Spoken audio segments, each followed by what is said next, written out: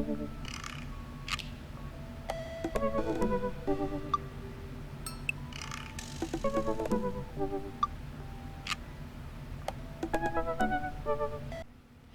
and welcome back to the channel. I am Cabotsaurus Rex, and tonight we're going to be finishing the Joseph line of Dream Daddy. Now, as I understand it, there are 4 endings, technically 4 you can get, I think.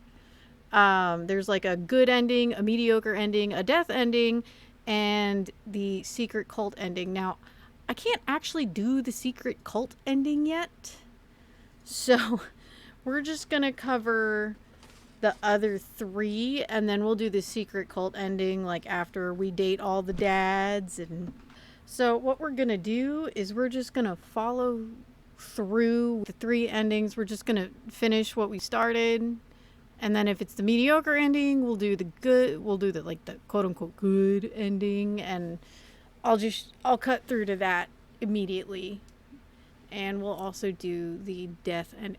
You know what? I'm going to do the death ending first, and then we'll do the rest. That sounds like a plan. So, if you're appreciating the moderately more than mediocre content, do me a favor, punch that like button in the face, and then teabag the subscribe button. With that being done, we're going to get started.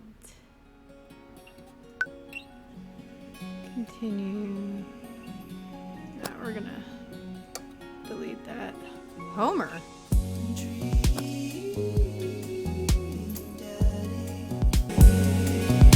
Alright, so we're gonna start with the death ending, and then we'll load into what we were originally doing.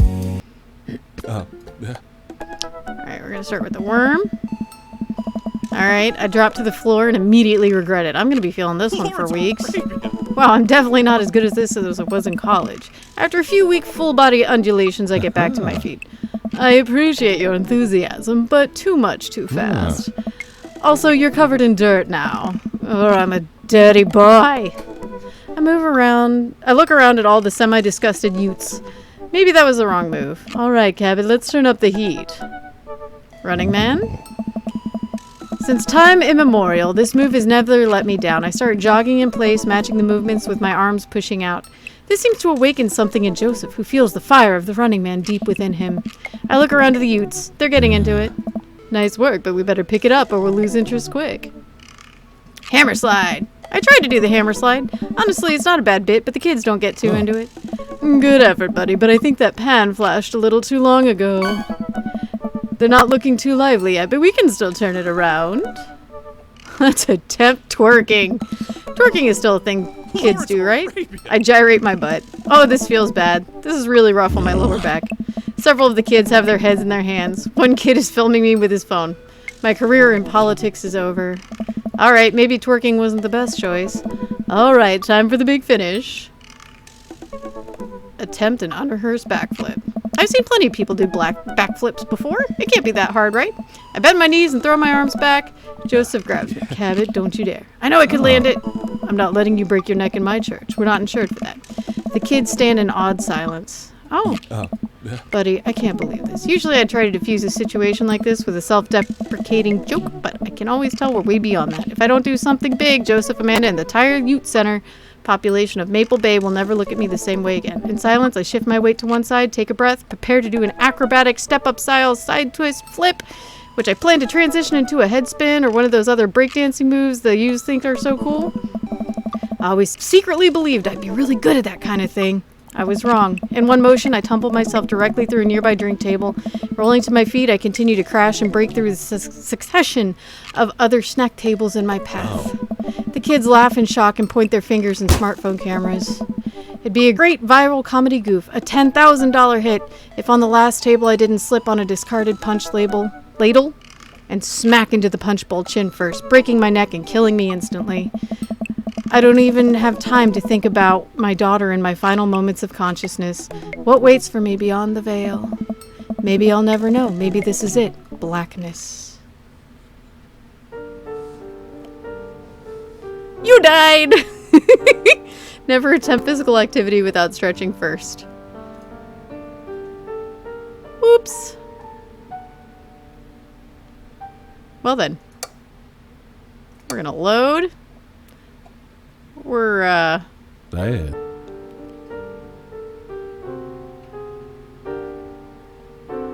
Oh.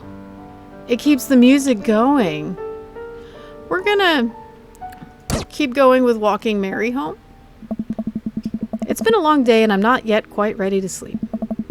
And yet I'm not quite ready to sleep.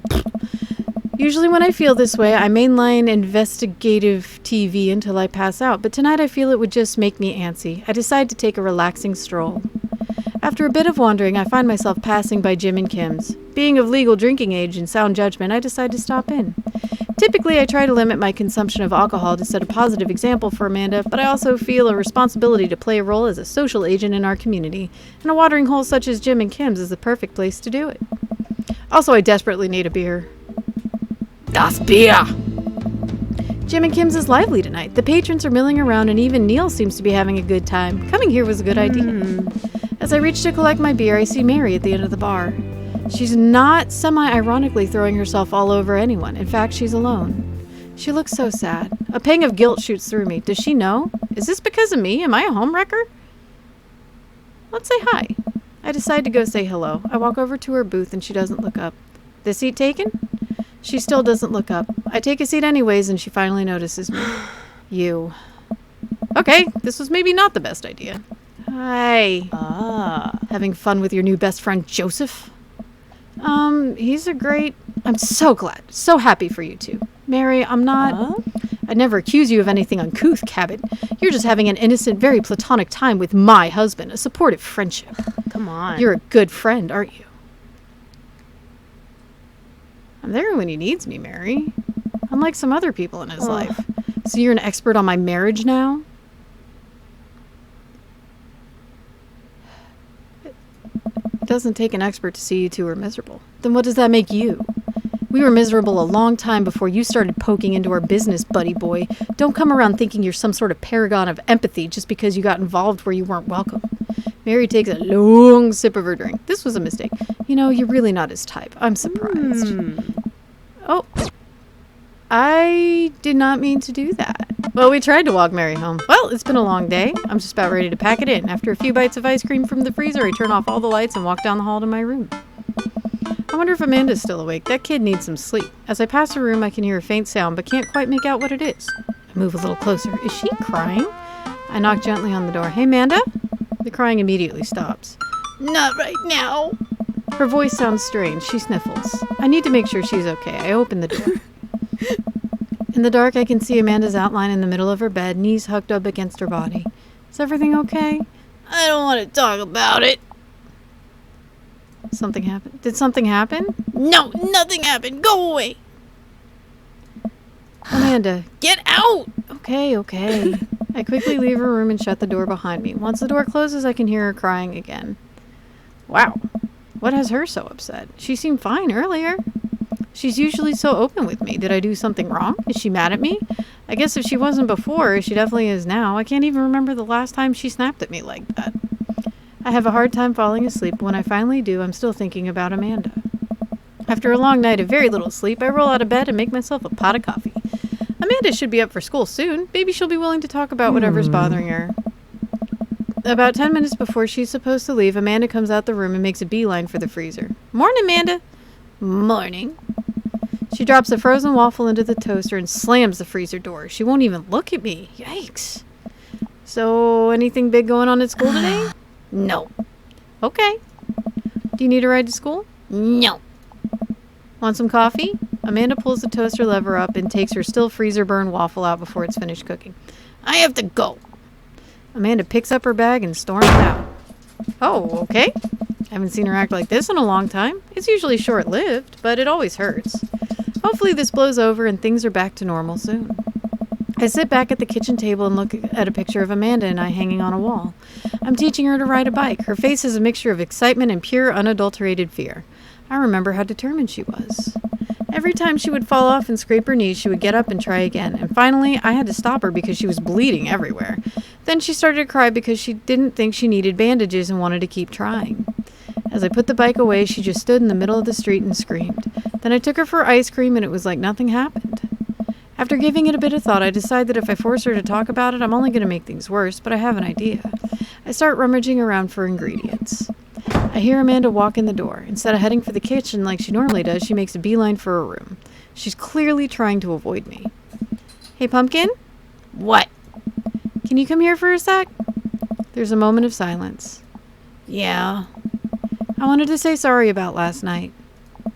I'm just worried about you, kiddo. I get scared when I know something's wrong, and I get even more scared when I feel like I can't do anything about it. Dad, So just whatever it is, and you don't have to tell me if you don't want to. But whatever it is, know that you have a dad in your corner who wants you to be happy. Honey, you know I'm bad with words, so I was hoping I could speak a language we both understand. I pull a cake out of the refrigerator and place it on the table. Hopefully the frosting is set by now. Ta-da! Dad. It took me a really long time because I ran out of red frosting somewhere around SAD and had to start over and... Oh! This is beautiful. It's strawberry. Amanda gives me a big old hug. I grab some plates and forks and serve up some delicious cake. So, it's really stupid. What is? This whole thing. I know I've been really weird lately, and there's just... I don't know how to explain it. I feel like I might have to make you a chart. I'm listening. Do you want me to take notes? Oh. I guess I should start from the top. So you know how Emma R is going to that fancy art school in California, right? Emma R. The other one. I guess you're not technically wrong. It's good to have fallbacks like that one. Huh. Anyways, ever since she got her acceptance letter, I've been feeling like she's drifting away, you know? And she's been spending a lot more time with Grace and Emma P. I just thought it was all in my head for a while, but then I found out from Rosie M that both of the Emmas, Grace and Noah, all went to a party at Mackenzie F's on the same night. They all told me they were busy stuttering for the Calc AB final. Yikes. So, another important piece of information is... Oh, God, this is embarrassing. But I, have a crush on Noah, and, that's a thing. What? Whoa. I had no idea. I definitely didn't know that. Okay. You're a bad liar. So are you. I learned from the worst. Anyway, the only person I told about the crush was Emma R, and she promised not to tell anybody. I didn't confront them about the party thing, because I didn't want to start drama, so I just keep quiet and keep going about my business. Amanda sighs. Then one day I invite everybody to go get nachos at the mall, and after not texting me back for like 2 hours, even though none of them ever put their phones down for more than 60 seconds, they all say they're busy, like simultaneously. So I tell them, never mind, I'll just eat nachos at home, right? But we were out of chips, and I really, really wanted nachos. Totally understandable.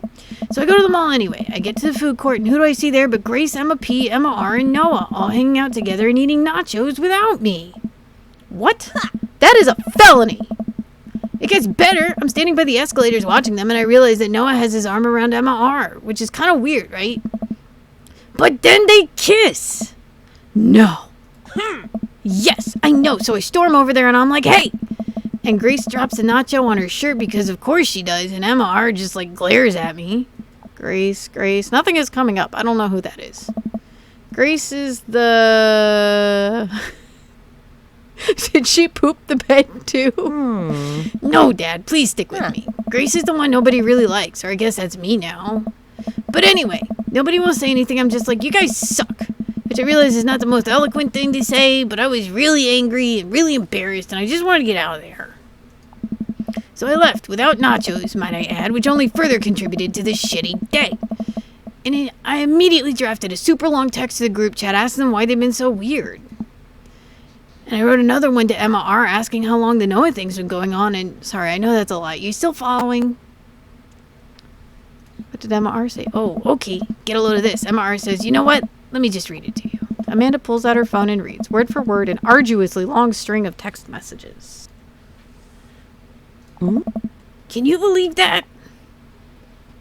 I cannot believe that. I care so much about Amanda's social life and mental well-being, but man, I do not understand what she's talking about. This is all beyond me, but I'm trying my hardest to be supportive. They were dating in secret for like months. So I told her that she's being a really terrible friend, and she's like, well, if you think I'm a terrible friend, then just stop being my friend. And I was like, okay, and then she left me on red, and then... Wait, left me on red? What's that? Oh, like, she saw my message and didn't reply. And I know because there are red receipts. I don't know what read receipts are, but I'm going to nod and pretend I understand. Gotcha. So while this is all happening, I'm talking to Emma P about how mad I am because at least she's being kind of reasonable, and I'm venting to her about how pissed I am at everybody and stuff. And then out of nowhere, Noah texts me and is like, how could you say that about me? And I'm like, say what about you? And he tells me that Emma P sent screenshots of everything I told her to the group chat and that I got kicked out of. Alright, I think you lost me at screenshots, but that definitely sounds bad. There's so much more, but honestly, it's all just really stupid teenager stuff. The bottom line is that everybody dropped me. Half my grade hates me, and now I have no friends. Amanda, I'm so sorry. I almost expected it from everybody else, but Emma R has been there since Dad died. I can't believe she would just stab me in the back like that. I'm not even mad that she's dating Noah. I'm just upset that she lied to me about it for so long. Amanda stabs the remnants of her cake. Okay, I take it back. I'm kind of mad she's dating Noah. Like, what did I do wrong? Why did everybody just suddenly decide I'm not cool anymore? Why wasn't I enough? I don't understand. And as mad as I am at everybody, like, I miss them, Dad. Amanda looks so dejected I almost can't take it. What could I possibly say to help? Anyways, that's it. That's a whole sordid tale. Thanks for listening. Tune in next week for more hot gossip. Wow. I know it's pretty dumb. It's not, though. Like, in context, it's not. Because as an adult, like, yeah, that seems dumb to us adults. Because there's so much more out there we have to worry about, especially when we're parents. Or if we're disabled. Or if we're, you know, there's a lot to worry about. And everyone's situation is different. But I want to say this. No one's problems are not valid. Everyone's problems are valid. And you just, I think a lot of us have to really try to understand the other person's perspective. Practice a little empathy. It would go a long way for a lot of people. But a lot of the reason we have these Karens, quote unquote, and all these entitled people is they're not trying to view things from the other's perspective. They're not trying to understand anyone else's perspective but their own. It's a lot. We got a lot of people with main character syndrome walking around because they haven't been taught how to behave otherwise, how to think otherwise, how to understand otherwise. So I don't know. That's just kind of my view on it, but a problem like that, it's not dumb. Because when you're a teenager, that is a big thing. Your friends are big things. Your social life, your dating life, whatever. Those are all really big things when you're a teenager. When you get to being an adult, things like social life and sometimes even dating life really takes a back seat because there are always bigger problems to be had. But I would count myself lucky if that was like the biggest thing that was bothering me. I will count myself lucky if that's the biggest thing that's bothering my kids as they get older and start growing into adulthood. I would count myself really lucky. But anyway, no, it's not dumb. No, it's a stupid thing to be upset over. Amanda, your feelings are real. Don't ever be mad at yourself for having feelings. I guess. Unless you've secretly been a robot who's been approximating human feelings the whole time. Dad, if I was a robot, I would have transformed into a monster truck a long, long time ago. But seriously, I know you probably don't want advice, but I feel like it's my duty as a dad to bestow upon you a few nuggets of fatherly wisdom. High school sucks. High school doesn't suck for everybody. So I'm not going to say that. But these two both, like, real friends don't do that kind of shit to each other, and not all friendships last forever. Real friends don't do. When you get older, you start realizing the sort of people you want to associate yourself with. Do you really want to surround yourself with people who would do something like that to their friend? It takes a lot of work to find and maintain meaningful friendships. It took me a long time to figure that out myself, and I wish I had learned it sooner. If the other person isn't putting in the effort to show you how much they care, it's not worth it. You're not beholden to being their friend. Ultimately, I think this says more about their character than it does about yours. yours because you're amazing. And if they can't see that, well, that's really their problem. I'll keep that in mind. I looked down at the table. Did we just eat the whole cake? Yes, we did just eat that whole cake. Well, good talk. Amanda gets up to go to her room. Before she closes her door, she turns around. Hey, Pops. Yes? Thank you. You are always welcome. Love you, Amanda. I love you too, Dad.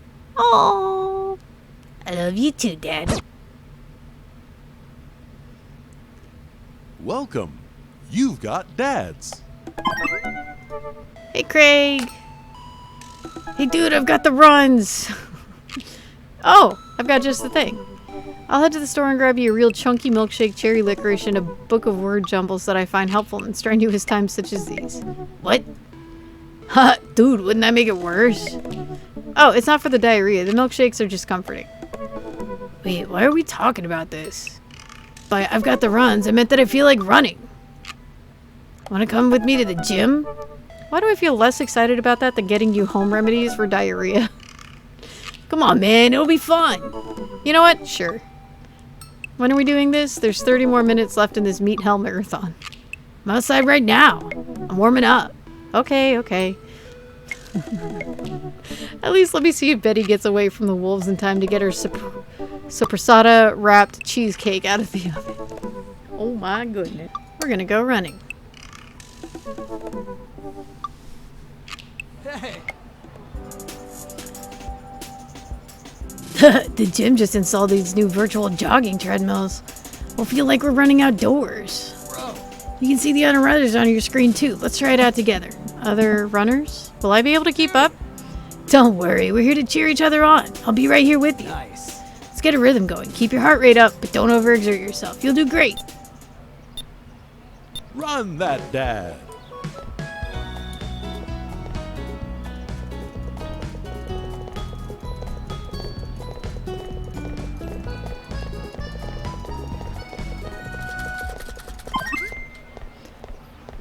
I don't understand what happened.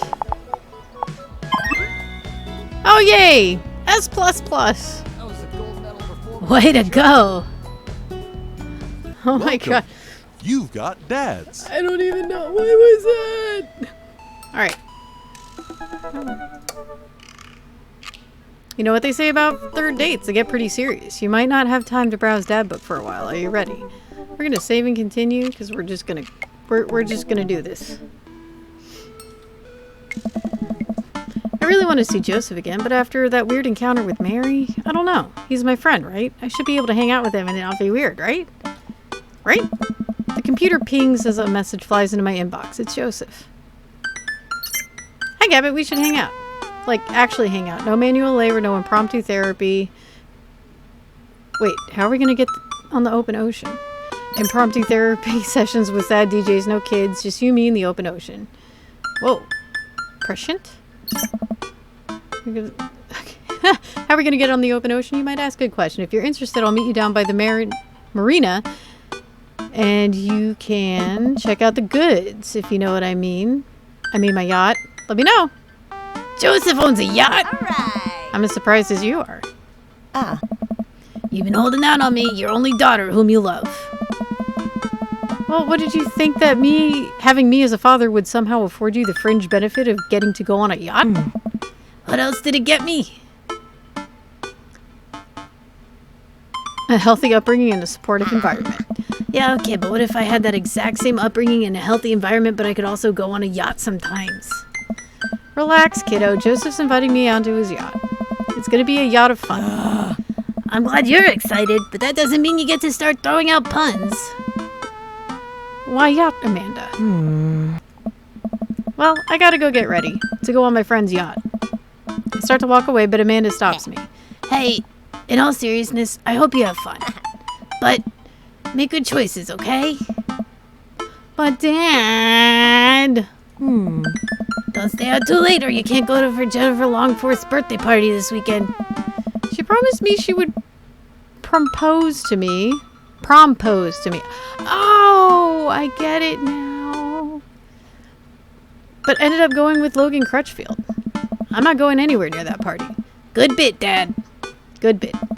I respond back to Joseph, letting him know I'll be there. A quaint marina complete with local mom-and-pop shops and a small diner framed the bay. I've gone for a few walks by the bayside to stare enviously at all the nice boats before. Joseph should be around here somewhere. Gosh, this is fancy. I feel a little out of place. Hey, Cabot! Joseph, where are you? Up here! I look up. Joseph waves to me from atop a huge yacht. I've never been on a yacht before. You never forget your first. I glance at the name on the side of the boat. The St. Peter, huh? Inherited this thing from my pops. Real fire and brimstone type. Loved yachts. So what's the plan, Captain? I figured since last time went a bit sideways, we could cast our lot out on the open sea, wrestle with Neptune, set sail on the seas of adventure. You're kind of a goofball when you're not wrangling your kids, you know that? Joseph smiles and winks from his perch. I have no idea what you're talking about. Joseph hops down and extends a hand to me, helping me up onto the yacht. I'm thrown off by how soft his hands are. Does he moisturize or what? Cabot stopped thinking about his hands. Pure thoughts. You're going to be on a boat alone with Joseph on the open ocean. It's a yacht. He's married. It's fine. This is fine. After undoing the mooring and climbing onto his captain's seat, Joseph slowly takes the boat out, ringing the big steel bell with extra emphasis, even though nobody else seems to be around. Oh. Shoving off, boat launching, man in boat, launching is one. The St. Peter navigates out of the marina and into open water, with Joseph doing the occasional steering flourish as the boat bobs along the waves. He seems a lot more relaxed out here. Joseph is definitely in his element. This is the part where we wrestle Neptune, so please remove your shirt and roll in some talcum powder. Can do!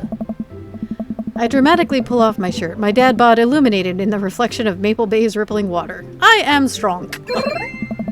Not bad. We might have to tag team Neptune together. I'm suddenly worried that I haven't applied a strong enough SPF sunscreen and might get a sunburn. I put my shirt back on. For a while we watch as the trees and waves pass us by.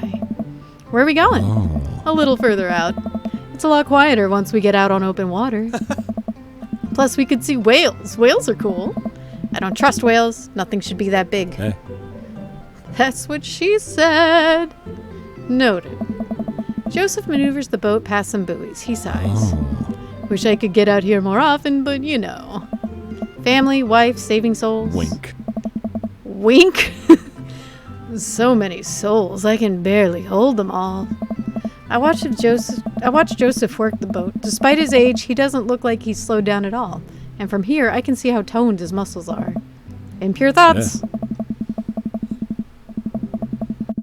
Joseph and I boat in silence as the bay gets smaller and smaller behind us. I decide to take a peek over the edge of the ship.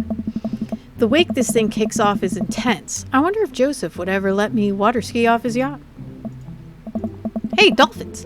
Joseph, there are dolphins! So you're scared of whales, but not dolphins? I feel like there's an unbroken truce between man and dolphin. I would be more than comfortable riding a dolphin into battle. Dolphins are way more dangerous. Sometimes they sometimes drown their babies for fun, you know. Can I trust nothing on the open ocean? I like to think that I'm pretty cool. All right, Joseph, it's you and me versus the entirety of marine life. I yell out to the ocean. I had lobster last week and I can't wait to eat more of you. You tell him, Cabot. Oh. Oh my. And here we are. Oh. Cabot, welcome to the ocean. I look out onto the vast expanse of blueness. Yep, that's the ocean. I'm suddenly struck with an overwhelming sense of claustrophobia despite being in wide open space. I'm on a boat with a handsome man, a handsome married man, and there are whales beneath us. Nothing should be that big. It's a little daunting, isn't it? Do you trust the whales? You know, there are more dangerous things in the ocean than whales, right? Hey. Like tuna. Tuna is an apex predator. What about sharks? Sharks are tight. Oh. It's the tuna you gotta watch out for. What's with... Whoa. This is kind of a creepy look. Kind of creepy. And the whales. Hey, wanna look out wistfully over the sea with me? Joseph and I head to the bow of the ship to do some quiet contemplation. You know, Shh. Quiet contemplation. Oh. I'm alone with my thoughts. Cool. Oh. I look out to the sea for a bit, then over to Joseph. He looks so commanding as he surveys the ocean. It feels like he really is at home on the water. What Mary said to me at the bar. I can't stop thinking about it. Is she right? But she's terrible to him. He's unhappy. He deserves better. I don't know what to think about this, but I just feel so drawn to Joseph. I should say something. So, about Mary. Joseph continues to stare off into the distance.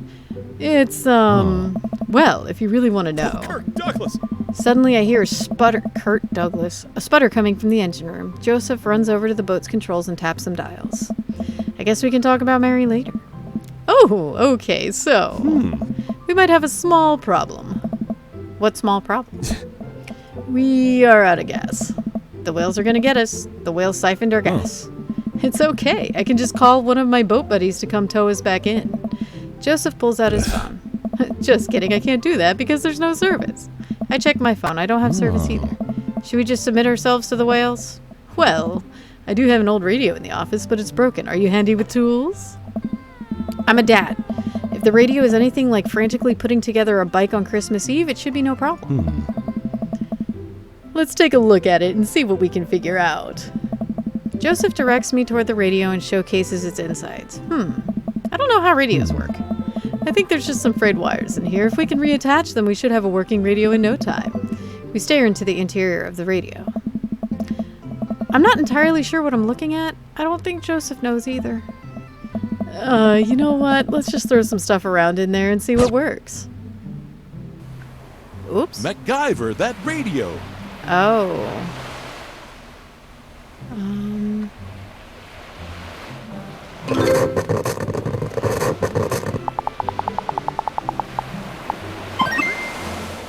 Cool. Hey, it works, kinda. Okay. The radio springs to life. Whoa, we did it. Joseph speaks into the receiver. Hello? Hello? Can anyone hear me?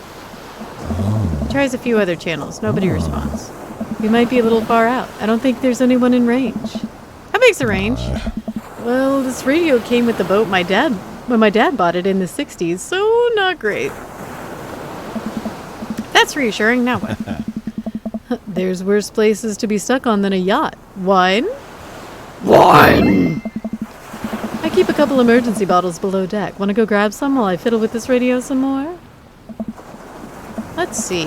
Wine. It's got to be around here somewhere. Let's see. For an old yacht, this lounge is pretty high class. Wood panels on everything, leather couches. It's like an old Playboy photo shoot in here.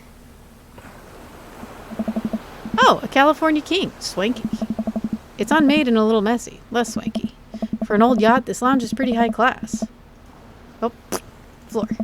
There are some clothes strewn on the floor by the bed. Socks, slacks, yep, a pink polo shirt. Well, I guess I now know if Joseph prefers boxers or briefs. This place seems a little lived in. For an old... Hey, wine glasses!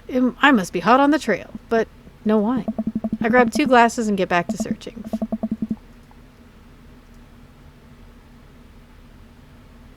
Let's see, shelf. I take a look at everything on the shelf. Photos? There's a few photos on the wall here. Looks like a picture from Joseph and Mary's wedding day. Nice grandpa glasses. Looking real slick there, Joe. Another picture of Mary and Joseph on this very yacht. Quality 90s fashion right there. Mary still has her patented stink face, but at least Joseph seems happy on the water. Hey, it's all the dads. Looks like it's from a couple years ago. The gang's all here. Brian, Matt, Hugo, Craig, Damien, Robert. Wow, Robert's actually smiling and wearing a sweater. I know that sweater. And there's one guy in the end I don't recognize. Hugo's ex, maybe? And here's Joseph go-karting with the kids. That's fun. I take a look at everything on the shelf. Looks like a bunch of different Bibles. On brand. A couple of old vet magazines. I guess those must be Mary's. Wait a minute. Is this? Well. Now the hot body shoe is on the other hot body foot. I take a... Well. Knickknacks. If there's one thing Joseph does right, it's the odd stuff he puts on shelves. I take a moment to closely examine what I think is an old submarine clock. Ah, and there's the crosses again. Boy knows his crosses. Really cool design, too. Cabinet. It's a sturdy cabinet, a little dusty, but I bet there are some treasures in there. Look, you can tell a lot about a man by how seriously he takes his fire safety. Nice, Joseph, nice. It's a sturdy cabinet. Flashlights? Well, this is a solution to a different problem. Maybe if we're stranded here for days and run out of electricity, we'll need these. But the chief concern right now is wine intake. Hey, it's wine! A whole drawer full of wine. It's a yacht club miracle. Twilight Rouge, huh? Come to Daddy. Finally, time to get back up to Joseph.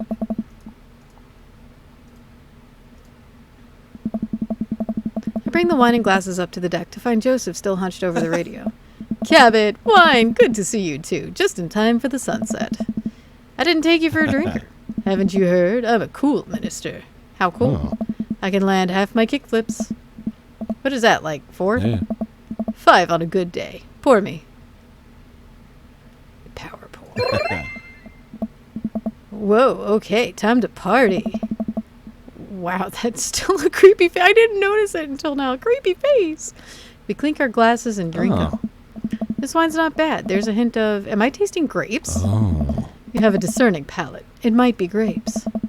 Joseph and I lounge on the deck with our yacht wine, taking in ocean air. The sun starts to dip below the horizon. We could be stranded out here forever. I can't think of anyone else I'd want to be stranded with. It's just you, me, and all those whales. So many whales. You're killing the vibe. Revive the vibe, Cabot. Generally, it takes 3 days and a gigantic stone door rolled in front of a tomb, but I think we can save it.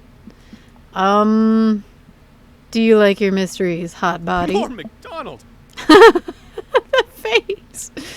Oh, More McDonald! it's a really rewarding series, Cabot.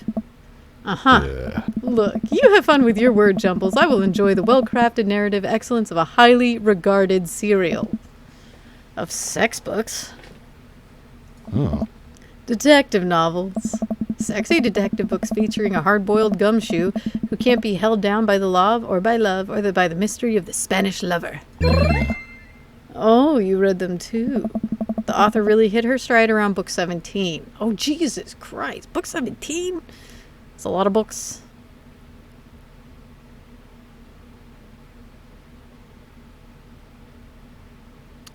Let's see. I bet we'll have a whale of a time.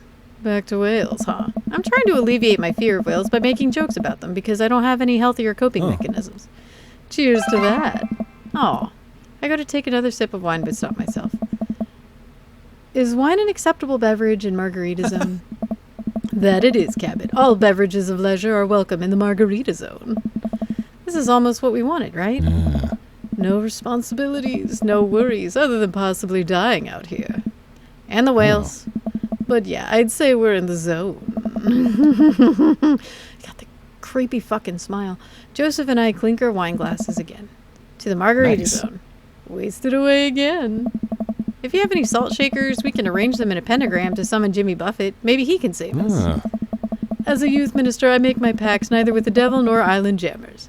If we're to get off this boat, it will be by the grace of God. Or a Steely Dan. Ha! Amen. Our laughter dies down. We're both silent for a moment, looking into each other's eyes. Joseph leans in closer, and I feel myself doing the same. This is a bad idea. This is a bad idea. I can't help but feel like doing this will only end up hurting someone else. But his face is real close to my face. Cabot, I have to tell you something. Mary and I are done. I pull back. I think about the clothes strewn about the lounge, the undone bed. Are you living on this boat? I didn't want to mention it, but... He sighs, strolling back to the controls of the boat. I lean on the console next to him. We had a very long talk, and it's unsalvageable. I'm staying here until everything's sorted out. Oh, I'm so sorry. If there's anything I can do... I'm fine, actually. It was a long time coming. For the first time in a long time, I'm seeing a path to happiness, and now I can focus on myself and stop trying to deny the things that make me happy. I need someone who will be there, someone kind and honest. And you deserve that, Joseph, you really do. Anyway, I've been having this crazy feeling there's someone who I could get in the habit of having around. Someone very close to here. Is it whales? I mean you. Oh. I was trying to be subtle. I think I'm picking up what Joseph's putting down. I lean forward, closing the gap between us when Joseph grabs the receiver. Come in, come in. Is anyone there? No. Over. We're stranded out on open waters. We've been out here for hours. Please send help. Over. But wait, are you guys gonna kiss? I mean, what are your coordinates? Over. Cabot, have you been leaning on the talk button this whole time? I look down. Oh, I definitely have been leaning down on the talk button. Betrayed by my own butt yet again. I didn't lean on it, you leaned on it. Douglas! Neither of you were leaning on the talk button. We didn't hear anything. Over. Oh. Hey, were you listening to us? Sir, we here at the Coast Guard are professionals. We were not doing that. But as professionals, it seems like you deserve happiness, and we think it's closer than you think. Over. How soon could you guys be here to give us a tow? Over. We'll, pick you up in the morning. Sounds like you two have some stuff to hash out. Over and out. Oh. Wait! Yeah. Silence. Nobody returns our radio calls. I think they left. We stare at each other for a second. Well, Joseph carefully places the receiver on the table, making sure the talk button isn't pressed. Well, okay! Joseph grabs me by the shirt and pulls me into a kiss. His lips are soft and sweet from the wine. His skin is still warm from the sun. I reach for his belt and pull him even closer, running my free hand under his shirt and up his side. Oh my! He pushes me against the boat's console, kissing down my neck. Come on. His hands drift to my thighs and he effortlessly picks me up. God damn, okay. Joseph carries me below deck. I'd be lying if I said I hadn't fantasized about this, but I didn't think he'd be so aggressive.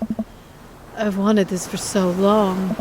He throws me onto the bed. I let out a little yell. Lots of time to kill, Cabot. We better get started. Jesus.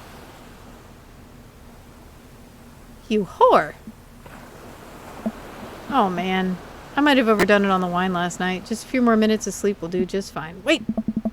I open my eyes to find Joseph's face a few inches from mine, an arm slung around my waist. He's sleeping peacefully, his hair mussed and his lips still a little red. I think this is what I was talking about when we were discussing Margarita Zone, finding little perfect moments of joy, like the way light falls across Joseph's face, or how he's still holding me tight, even in his sleep. That sounds like it would get hot and uncomfortable. I'm very tempted to curl closer to him and keep sleeping. But I know the Coast Guard will probably be here soon, and I'd like to be wearing clothes when that happens. I nudge Joseph. It takes a couple of shakes before he blearily opens his eyes. When he notices me hovering over him, he breaks into a huge grin. Oh, he should get dressed. Joseph pulls me in for a kiss. Do we have to? Another kiss. Stop trying to tempt me. Fine. The Coast Guard eventually shows up and tows us back to the bay. They thankfully keep their comments to themselves. Joseph and I step off the yacht and he walks me to my car. I had a great time. Me too. No thanks to the whales. Shh. You're on land now. They can't hurt you here. Take care, Joseph. You too. He gives me one last kiss on the lips before he turns around and walks back to his boat. Well, I've been gone an entire day. Hopefully Amanda's all right. Amanda, I'm... Dad! She runs up and hugs me. I was genuinely concerned about your well-being, but upon a closer inspection, you seem to be okay. What happened? The yacht ran out of gas and we got stuck. But it was okay, because I was on a yacht. Weren't you scared? Your father feels no fear. Were you able to take care of yourself for the night? Yeah, just did a ton of drugs, vandalized a few cars, and then embezzled some funds from my school. All in all, pretty low-key night. Where'd you learn that from? I learned it from you, Dad. Well, if you did, you would have funneled those funds through a legitimate cash and carry business, fudging the books over the course of years so you don't arouse suspicion from the feds. Rookie mistake, Panda. I'm glad you're back in one piece. Did you make good choices? Yeah, I think I did. But hey, I'm starving. Want to make sandwiches out of whatever we can find in the fridge? More than anything, Pops. Aw. Dig complete.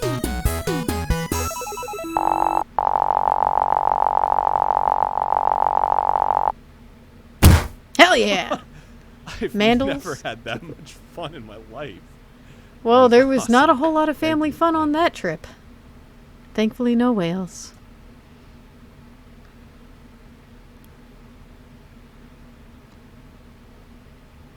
All right. Whew. I think think I might have everything finally set up. Amanda should be here any minute now. I think that's her car in the driveway. Okay, gotta act natural. Be cool, Cabot, be cool. Amanda walks through the door with a suspicious look on her face. Hey, Dad. Off to a good start. Something fishy. Rats. Sorry, sweetie, it's the feds. That life of crime is finally catching up to you. I tried to send him in a different direction, but even I'm no match for the power and funding of the U.S. government. Well, if they think they're gonna take me alive, they got another thing coming. I'm kidding. You're right. I have a little surprise for you. Yeah, I can tell. You're very bad at lying. Amanda, my dear, would you care to join me in the kitchen? Father, it would fill my heart with glee. I lead Amanda over to the kitchen table where a present lies covered under a tablecloth. It's nothing special, but I wanted to get you a little something. You graduated high school last week, and I know you told me not to make a big deal about it, but... Oh, Dad, you... I dramatically whip the cloth off the table. Amanda's jaw drops. No way! I figure you probably won't be able to get cable in the dorm, so I thought it might be nice to take a piece of home with you. A DVD box set of Long Haul Paranormal Ice Road Ghost Truckers? This is all 19 seasons! And bonus material, including commentary with actual ghosts featured on the show. Dad, I love this. Thank you. She gives me a big hug. I'm glad you like it. Hey, you want to hang out with me in the backyard for a bit? Toss the old pigskin or something? Totally. I follow Amanda to the back door. Ah. Holy shit. You told me not to make a big deal, but you seem to have forgotten that my entire mission in life is to make a big deal out of your accomplishments. And embarrass you. So consider this your graduation party. Surprise! Dad, everyone's here. Yeah, everyone wanted to come and support you. Is that a mac and cheese bar? Sure is, fully customizable, down to the type of mac. There's an ice cream cake, the good kind with crunchies in the middle. I don't know what to say. Don't say anything, just go have fun with your pals, alright? I'm so proud of you, Amanda. Amanda smiles and runs to her friends. I should make the rounds and make sure everybody's having a good time, but first, mac and cheese. Mac and cheese! Oh no, Mary's here. With everything that happened between me and Joseph, I should be a good host and say hi to her. But I don't wanna... Come on, Cabot, you can do this. I walk up to Give Mary. it a rest, buddy. Ugh. Hey.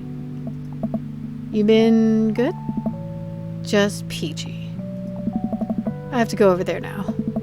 That went about as well as I could have expected it to. Cabot! Brian, you made it. Ha! I don't pass up on good mac. What do you think of the party? Oh, it's not bad. Just not bad? Hey. Yeah, it's not bad. Don't let him bait you. Don't let him bait you. Thank you for the lovely compliment. Daisy trots up. Hi, Amanda's dad. Hey, Brian's daughter. See how that feels? This is a really great party. Thank you so much for inviting us. You're very welcome, tiny child who knows how to play a compliment. Brian and I lock eyes. This isn't over. Hey, bro. Bro! This is a real rager. Taking our older age into consideration. I'm trying to be in bed at a reasonable hour tonight. Don't let me get too wild. Don't worry, dude. I'll keep an eye on your fruit punch intake. You know, I'm really glad we're bros again. Me too, dude. Briar and Hazel peek out behind Craig. Hi, little ones. Hello. Hiya. Thank you for all that ice cream cake. Wait, girls, how much of that did you eat? Briar ate 4 pieces. Ask any witness. No, I didn't. Hazel ate 4 pieces and wants to pin it on me because we look alike. I have your face. No one will ever believe you. Oh, boy. I'll let you guys figure this out. Good seeing you, Craig. Let's hang soon, yeah? Bro. Totally. Tell Amanda congrats for us. Hugo comes up to me with a plate of mac and cheese. The perfect cheddar to mac ratio. Beautiful work, Kevin. Thanks, Hugo. You know, I'm really pleased to see Amanda going to her dream school. I'm glad she turned it around for finals. Me too. That scholarship money will really help. Amanda walks by and pretends not to see Hugo. Amanda, come say hi to your old teacher. Hey! Congratulations on graduating. I know you're going to do great things at art school. Pew! Pew pew! Haha, yeah, thanks. Amanda starts to back away. Wait, I just realized you're not my teacher anymore, so I don't have to be afraid of talking to you. You no longer hold power over me. Hey. You're right. Go forth, adult. I can no longer give you detention. Yeah, and I'm gonna break anything I want and there's nothing you can do about it. Are you still mad about that time I gave you detention for breaking my globe? Nope. Oh! And I'll have you know that the globe didn't even fit through the basketball hoop in the first place, so... She'll fit into college just fine. Hey, Robert, glad you can make it. Yep. Robert takes a sip of his drink. Why is he being so cold to me? Everything okay? Sure. Why won't you talk to me? I thought we had something. Come on, Cabot, you knew what this was. You were an object to me the same way I thought I was an object to you. I figured we were on the same page, at least from how you were acting. But I don't want to be in this if there are feelings involved. I got too much to deal with as it is. I'll catch you around. Oh. Woohoo! Ice cold. Maybe we'll go... Maybe we'll do Robert next. The bad boy. Hey, man. Matt! Let me know when Amanda leaves for college. I'll have a fresh batch of grateful banana bread ready for her. Thank you. I know she'll love that. Oh, what a splendid party. My deepest thanks for extending an invitation to my son and I. This icebox cake is divine. Yeah, thanks, dude. Good cake. Thanks for coming by. The sun is setting and everyone seems to have eaten their fill. As the party starts to wind down, I take a seat next to Joseph. Joseph, it's so great to see you again. Great party. I should have you organize our next youth group mixer. My dance skills are ready whenever you need them. Hey, if you aren't busy this weekend, I was thinking maybe we could catch a movie or something. Yeah, that sounds like it would be fun. This feels weird. It doesn't feel like it did on the yacht. So, I guess things are still friendly with Mary? Yeah. Yeah, I wanted to talk to you about that. Joseph said. We talked for a long time, and there was some yelling and some crying, but ultimately, there was reconciliation. I'm sorry, Cabot. I have to make this work with Mary. Oh, I know. I shouldn't have. I didn't mean to hurt you, and I'm really sorry you got caught up in all this. I just felt so alone lately, and I'm not even sure I'm doing the right thing here. You've come to mean so much to me, and I'll never forget all those beautiful moments we shared together. But I have to thank you. In a way, the whole thing with you helped me realize that I still love my wife very much. Oh, that's great. I know this isn't probably what you wanted to hear, and I'm sorry if you were hoping for something different, but this is where my life is, and I need to do right by my family. But hey, Joseph squeezes my hand. We'll always have margaritas on. Joseph stands up. Take care, Cabot. You too, Joseph. Joseph walks off.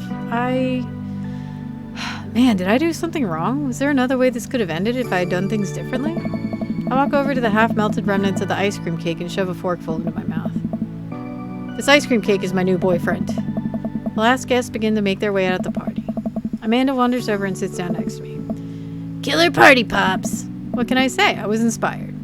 So, I also have something for you. For me? Why?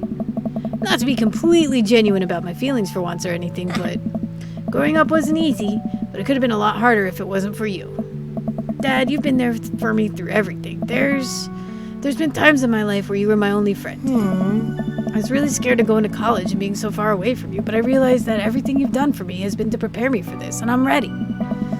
I wouldn't be who I am today without you. Don't cry. I swear to God, Cabot, if you cry again... You're the best, Dad. I love you. And I'm crying. Anyway, that was enough emotional vulnerability for one day. Present time. Amanda hands me a tiny wrap package. I tear the wrapping off to find a framed picture of me and Amanda. It's us. Kinda shocking. All our photo albums are just pictures of me, huh? I figured we needed at least one together before I leave. Amanda, thank you. Watching you grow up has been the happiest experience of my life. You're such a talented, intelligent young woman. I'm so excited to see what the future holds for you. Knock 'em dead, kid. Always do. Amanda and I share a hug. This is only the beginning, Pops. Plenty more memories for us down the road. Memories to make and stuff to break, right? Oh, I'm gonna break so much stuff, intentionally and unintentionally. You're probably gonna have to pay for most of it. It would be my honor. Amanda and I wave bye to the partygoers as they leave. We sit together and watch the sun slowly dip below the horizon. I'm glad you made some friends. Yeah. I know that's maybe not what you were looking for, but these people care about you. I love you, Dad. We'll always have each other. You're right. It's going to be hard at first, but this is the next chapter in our story, and I would be nervous about it. But I know that you're always going to be looking out for me the same way I'll always be looking out for you. Got this. Team Saurus Rex. Teamsaurus Rex. All right.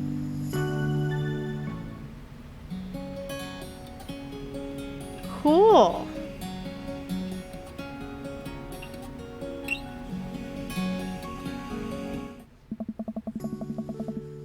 All right, so this is the ending with bad dates.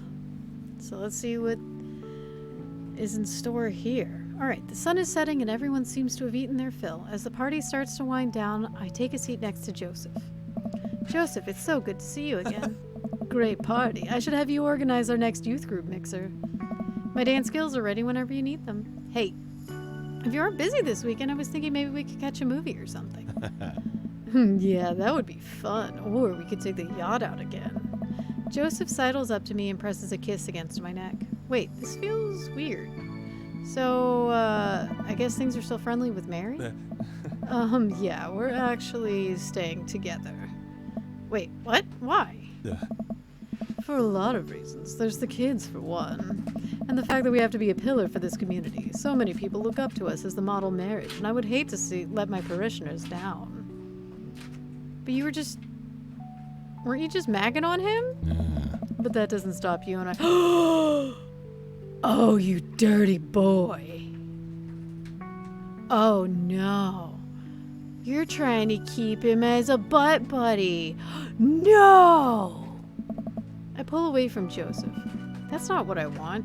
That's fucked.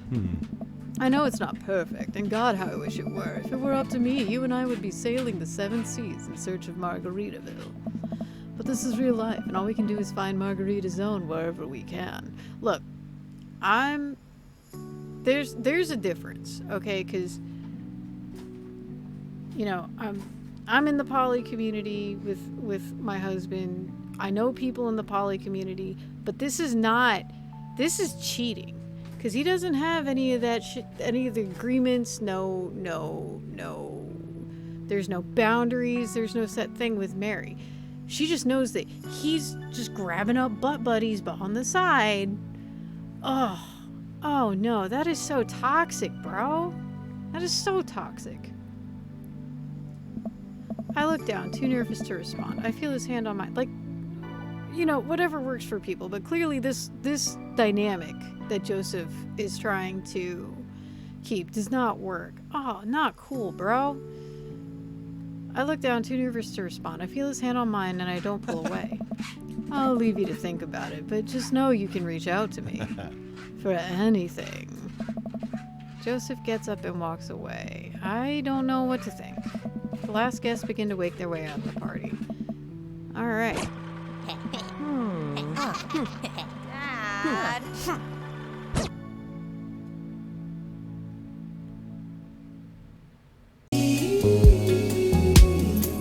Oh, Jesus.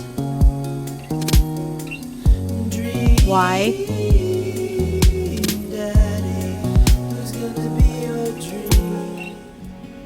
That was an adventure. The next time we'll deal with Joseph in detail is when we do the cult ending, but first we gotta make it through the other storylines. So, with that being said, thank you for joining me. Remember, you are loved, you are important, and you and your feelings are valid. And I'll catch you guys next time.